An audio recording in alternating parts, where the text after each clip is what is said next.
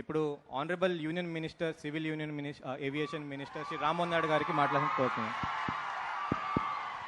అందరికీ నమస్కారం. నవ్యాంధ్రప్రదేశ్ నిర్మాత, మనందరి అభిమాన నాయకుడు, భావి తరాల తెలుగు ప్రజల భవిష్యత్తుని నిర్ణయించేటటువంటి నాయకుడు ఈరోజు మన బుడగట్లపాలెం గ్రామం వచ్చి ఈ కార్యక్రమానికి ఎంత పండగ వాతావరణం తీసుకొని వచ్చినటువంటి రాష్ట్ర ముఖ్యమంత్రి వర్యులు చంద్రబాబు నాయుడు గారు, వేదికను అలంకరించిన అతిరథ మహారథులు, ప్రజాప్రతినిధులు, ఇటు భారతీయ జనతా పార్టీ, జనసేన, తెలుగుదేశం నుంచి విచ్చేసినటువంటి నాయకులు, అలాగే బుడగట్లపాలెం గ్రామ సోదర సోదరిమణులు, మత్స్యకార సోదర సోదరిమణులు అందరికీ కూడా నా హృదయపూర్వకమైనటువంటి నమస్కారాలు తెలియజేసుకుంటున్నాను. ఈరోజు మీ గ్రామం రావడం ఎంతో ఆనందంగా ఉంది. సముద్రాన్ని చూస్తే ఏ రకంగా ఉత్సాహం వస్తుందో, సముద్రం చూస్తే ఏ రకంగా ఉల్లాసం వస్తుందో, అదే రకంగా ఈరోజు బుడగట్లపాలెం ప్రజల్ని కూడా చూస్తుంటే అంత ఉత్సాహం, అంత ఎనర్జీ మిమ్మల్ని అందరినీ కూడా చూస్తే ఈరోజు వస్తుంది. అలాగే చంద్రబాబు నాయుడు గారిని ఈరోజు చూస్తుంటే అదే ధైర్యం, అదే నమ్మకంతో ఈరోజు మన ప్రజలకి చేస్తున్నటువంటి కార్యక్రమాలు మనందరికీ ఎప్పటికీ కూడా ఆశీర్వాదం అనేది కూడా తెలియజేసుకుంటున్నాను. మరి అటువంటి నాయకుడు మొన్ననే 75 సంవత్సరాలు పూర్తి చేసుకున్నాడనంటే నమ్మశక్యంగా ఎవరికి కూడా లేదు. మాకంటే చిన్న వయసులో ఉన్నటువంటి నాయకుడిగా ఈ రాష్ట్రం కోసం అహర్నిశలు కష్టపడుతూ రాత్రనక పగలనక దేశ విదేశాలకి కూడా వెళ్ళి ఆంధ్రప్రదేశ్ రాష్ట్రాన్ని నెంబర్ 1 గా తయారు చేయాలని కంకణం కట్టుకొని మరి పనిచేస్తున్నటువంటి వ్యక్తి మన నారా చంద్రబాబు నాయుడు గారని తెలియజేసుకుంటున్నాను. అటువంటిది ఆ రోజు ఎన్నికల ముందు మనందరికీ హామీ ఇచ్చాడు, మత్స్యకారులకి హామీ ఇచ్చాడు. మీరు ఏదైతే మత్స్యకారులు ఉన్నారో 10,000 ఉన్నటువంటి మత్స్య వేట నిషేధ భృతి ఏదైతే ఉందో అది 20,000 చేస్తామని చెప్పి మాట మీద నిలబడి 1,30,000 మందికి 20,000 చొప్పున ఈ రోజు 280 కోట్ల వరకు రిలీజ్ చేసినటువంటి ప్రభుత్వం మన కూటమి ప్రభుత్వం అనేది కూడా తెలియజేస్తున్నాను. మత్స్యకారులు గత ప్రభుత్వంలో ఏ రకంగా అన్యాయం చెందారో అనేది ఒక్క ఉదాహరణ మనం తీసుకొని అంటే తడ నుంచి ఇచ్చాపురం వరకు మనకు ఉన్నటువంటి తీర ప్రాంత జిల్లాల్లో ఒక్క అసెంబ్లీ సీటు కూడా విడిచిపెట్టకుండా కూటమి ప్రభుత్వాన్ని గెలిపించారనంటే మత్స్యకారులు చంద్రబాబు నాయుడు గారి మీద, పవన్ కళ్యాణ్ మీద, అలాగే నరేంద్ర మోదీ గారి మీద ఎంత అభిమానంతో ఉన్నారో ఈరోజు మనందరికీ కూడా తెలుస్తుంది. ఆ నమ్మకాన్ని నిలబెట్టుకోవాలని ఈరోజు వేట నిషేధ భృతి పెంచారు. అలాగే జియో 217 ఏదైతే మత్స్యకారుల దగ్గర ఉన్నటువంటి చెరువులు లాక్కోవాలని గత ప్రభుత్వం ఒక పన్నాగం చేసిందో దాన్ని కూడా తిప్పికొడుతూ ఆ జీవోను కూడా రద్దు చేసి తిరిగి మత్స్యకారులకి వాళ్ళ హక్కులు ఇచ్చే ప్రయత్నం మన కూటమి ప్రభుత్వంలో చేసిందని తెలియజేస్తున్నాను.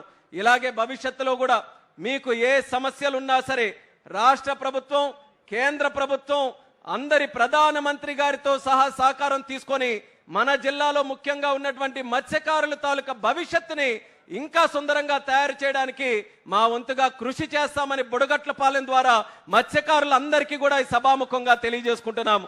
ఈరోజు మత్స్యకారుల గురించి మాట్లాడాలనంటే ముందుగా మన జిల్లాలో గుర్తొచ్చే నాయకుడు స్వర్గీయ కింజరాపు ఎర్రన్నాయుడు గారని తెలియజేస్తున్నాను. అక్కడ ఇచ్చాపురం నుంచి ఇక్కడ ఎచ్చెర్ల వరకు ఎవరికి ఎప్పుడు ఏ ఆపద ఉన్నా, ఏ సమస్య ఉన్నా, ఏ బాధ ఉన్నా సరే వాళ్ళ భుజాల మీద చేయేసి నేనున్నాను సోదరా అని ధైర్యం చెప్పినటువంటి నాయకుడు కింజరాపు ఎర్రన్నాయుడు గారు. ఆయన వారసులుగా ఈరోజు రాజకీయాల్లోకి వచ్చి మా మీద కూడా అదే ప్రేమ అభిమానం చూపిస్తున్నారు. ఎలా అంటే ఈరోజు చిన్న వయసులో, అతి చిన్న వయసులో కేంద్ర మంత్రిగా అవకాశం వచ్చిందనంటే అది ప్రజలు మీరు చూపిస్తున్నటువంటి ఆశీర్వాదం, అలాగే దేవుడిలాగా చంద్రబాబు నాయుడు గారు ఇచ్చినటువంటి ఆశీర్వాదం వల్ల ఈరోజు ఉత్తరాంధ్ర శ్రీకాకుళం జిల్లా నుంచి ఒక కేబినెట్ మినిస్టర్గా ఈరోజు కేంద్రంలో నాకు కూర్చోబెట్టారు. మత్స్యకార మినిస్టర్ మన శ్రీకాకుళం జిల్లాకి ఇచ్చారు. అలాగే పరిశ్రమలు తీసుకొని వచ్చే ఎంఎస్ఎంఈ మినిస్టర్ మనకి ఇన్ఛార్జిగా పెట్టారు. మంచి ప్రజాప్రతినిధులు ఎన్నుకునే అవకాశం ఈరోజు చంద్రబాబు నాయుడు గారు మన అందరికీ కూడా అవకాశం ఇచ్చారు.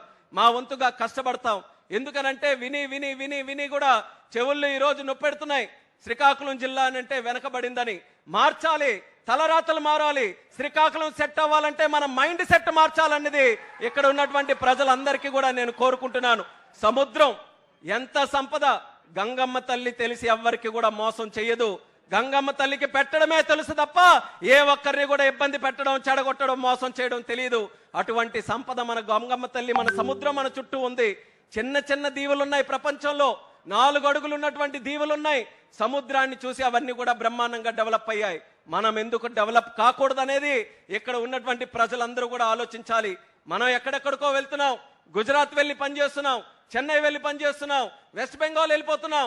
కానీ ఇక్కడే మనం పోర్టులు ఏర్పాటు చేసుకోవాలి, హార్బర్లు ఏర్పాటు చేసుకోవాలి, జట్టీలు ఏర్పాటు చేసుకోవాలి, పర్యాటక రంగం తీసుకొని రావాలి, పరిశ్రమలు తీసుకొని రావాలి.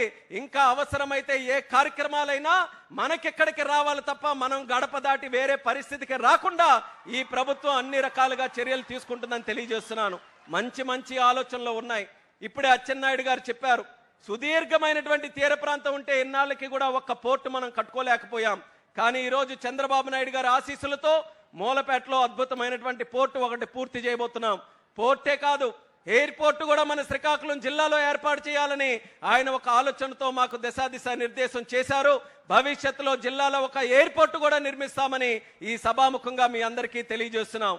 మిగిలినటువంటిది ఇక్కడ హార్బర్ కానీ, అలాగే మనకి కళింగపట్నం, పెద్దగనగల్లపేట, మన బారువా, మన మంచినీళ్ళపేట, భావనపాడు, అక్కడ కూడా హార్బర్లు జట్టీలు పెట్టాలని కేంద్ర ప్రభుత్వం తాలూకా సహకారం తీసుకొని కార్యక్రమాలు చేస్తున్నాం. అలాగే మీకు తీర ప్రాంతం నుంచి కోస్టల్ కారిడార్ ఒక హైవే పెట్టి మత్స్యకారులకి వాళ్ళు పెట్టుకునే చిన్న చిన్న పరిశ్రమలు కూడా ఊతం ఇవ్వాలని చెప్పి ఒక ప్రత్యేక బీచ్ కారిడార్ కూడా చంద్రబాబు నాయుడు గారు ఆలోచించి భవిష్యత్తులో చేయబోతున్నారు. అలాగే ఇక్కడ ఉన్న ప్రజలకే చేయడం కాదు, ఎక్కడెక్కడ ఉన్న వాళ్ళందరూ కూడా ఈ తీర ప్రాంతం ఆహ్లాదకరమైనటువంటి ప్రాంతం చూడడానికి, టూరిజంను కూడా డెవలప్ చేయడానికి ఇక్కడ హోటల్స్ పెట్టడం, సర్వీస్ ఇండస్ట్రీ పెట్టడం, అది కూడా ఈరోజు చంద్రబాబు నాయుడు గారు ప్రోత్సహిస్తున్నారు. ఆయన చేస్తారు, నిధులు ఇస్తారు, కార్యక్రమాలు చేస్తారు, అవి ముందుకు నడిపించమని మా అందరికీ కూడా చెప్తారు. కానీ అవి సక్సెస్ఫుల్ గా విజయవంతం కావాలనంటే ఇక్కడ స్థానికంగా ఉన్నటువంటి ప్రజలు మీరందరూ కూడా సహకరిస్తేనే తప్ప ఏ ఒక్క కార్యక్రమం కూడా మనం చేయలేం. అందుకనే మళ్ళీ మీ ద్వారా జిల్లా ప్రజలందరికీ కూడా కోరుకుంటున్నాను, గత ఇన్ని అవకాశాలు ఉన్నటువంటి శ్రీకాకుళం జిల్లా ఏం తక్కువ మన జిల్లాకి? తీర ప్రాంతం ఉంది, గిరిజన కొండల ప్రాంతం ఉంది, గనులు ఉన్నాయి, అలాగే బ్రహ్మాండమైనటువంటి నదులు ఉన్నాయి. అన్నిటికంటే లాయల్ గా కష్టపడినటువంటి వ్యక్తులు ఎక్కడ ఉన్నారనంటే అది మన శ్రీకాకుళం జిల్లాలోనే ఉన్నారు. ఇన్ని వనరులు మనం పెట్టుకొని ఇంకెవరో దగ్గరికి వెళ్ళి పని కోసం చేయి చాపడం అనేది న్యాయంగా ఉందా అని మీకే నేను అడుగుతున్నాను. అన్యాయం అనిపిస్తే మీరు కూడా ప్రపంచం మొత్తం తిరిగి ఉన్నారు, ఎక్కడికొక్కడికో వెళ్ళి పనిచేస్తూ ఉన్నారు. గుజరాత్లో ఉన్న పోర్టుల దగ్గర పనిచేశారు, మంచి మంచి అవకాశాలు అక్కడ చూశారు. ఆ అవకాశాలు ఇక్కడ ఎందుకు పెట్టకూడదు? మీరెందుకు పెట్టకూడదు? మీకు కావలసినటువంటి ఆర్థిక సాయం ఒక లోన్ రూపంలోనైనా, ల్యాండ్ రూపంలోనైనా అవన్నీ కూడా ఇవ్వడానికి ప్రభుత్వం తరపున మేము సిద్ధంగా ఉన్నాం. మీరు మంచి ఆలోచనలతో, ముఖ్యంగా యువకులు ఎవరైతే ఉన్నారో ఈ జిల్లా రూపురేఖలు మార్చడానికి మీరందరూ కూడా ముందుకు రండని మరొక్కసారి మీ అందరికీ కూడా పిలుపునిస్తున్నాను.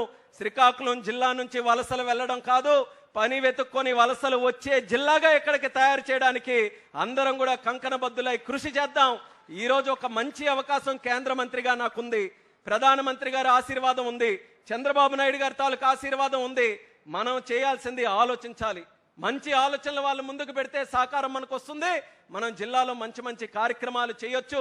పాజిటివ్ గా ఆలోచించమని ప్రతి ఒక్కరికి కూడా ఈ సందర్భంగా కోరుకుంటూ, మత్స్యకారుల గురించి ఒక చరిత్ర చెప్పాలనంటే, మత్స్యకారులకి తెలుగుదేశం పార్టీ ఆ రోజు మత్స్యకార గ్రామాల్లో వెలుగులు చూడాలనంటే లైట్ హౌస్ తప్ప ఎక్కడ కూడా ఒక బుడ్డి ఉండేది కాదు, లైట్ ఉండేది కాదు. అటువంటిది మత్స్యకార గ్రామాల్లో ఇంటింటిలో కూడా వెలుగులు నింపినటువంటిది తెలుగుదేశం పార్టీ ప్రభుత్వం. దానికి కూడా చరిత్ర తీస్తే మొట్టమొదట పునాది వేసింది స్వర్గీయ నందమూరి తారక రామారావు గారని కూడా తెలియజేస్తున్నాను. ఇసుక దెబ్బలుగా ఉన్నటువంటి మత్స్యకార గ్రామాల్లో వెలుగులు తీసుకొని వచ్చారు. అంచెలంచెలుగా మన తెలుగుదేశం పార్టీ కూటమి ప్రభుత్వం చేసినటువంటి కార్యక్రమాలతో ఆ వెలుగులు ఇంటి నుంచి మీ గుండెల వరకు కూడా తీసుకొని వచ్చాం. గతంలో ఆ వెలుగులన్నీ కూడా ఆపే ప్రయత్నం చేశారు.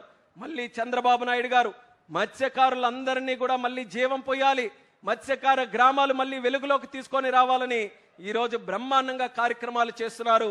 ఆయనకి భగవంతుడు మరి 10 కాలాల పాటు కూడా అటువంటి ఆయురారోగ్యాలతో మన అందరికీ కూడా మంచి సంకల్పంతో ముందుకు నడిపించేటటువంటి శక్తిని ఆయనకి ఇవ్వాలని, ఆయన ఆలోచన ప్రతి ఒక్కటి కూడా సక్సెస్ఫుల్ గా కావాలని ఆ భగవంతుడికి, గంగమ్మ తల్లికి కోరుకుంటూ బుడగట్లపాలెం ప్రజలు అందరికీ కూడా నా శుభాకాంక్షలు తెలియజేసుకుంటున్నాను.